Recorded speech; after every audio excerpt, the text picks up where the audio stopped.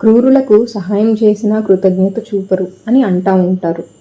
దీనికి ఉదాహరణగా మనం ఈరోజు ఒక కథ తెలుసుకుందాం.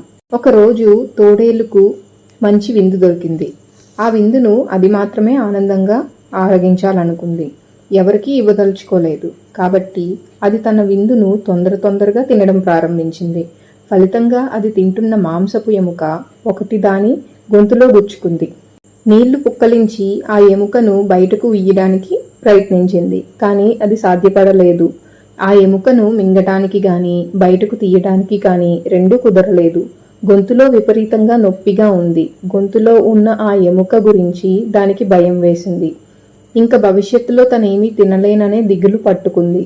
ఆ సమయంలో దానికి కొంగ గుర్తుకు వచ్చింది. కొంగ అయితే తన గొంతులోని ఎముకను ముక్కుతో తీసివేయగలుగుతుందని భావించింది. కొంగ ముక్కు పొడవుగా ఉండడం వల్ల అది సాధ్యమని తలచింది.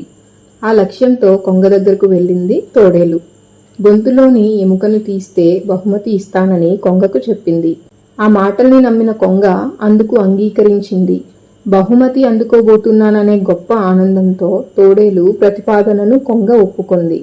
వెంటనే తోడేలు నోట్లో తలదూర్చి ఎముకను బయటకు తీసి ఆ తరువాత బహుమతి గురించి అడిగింది కొంగ.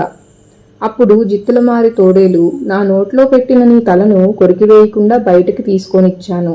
అదే నీకు పెద్ద బహుమతి. ఇంక వెళ్ళు అని అంది తోడేలు.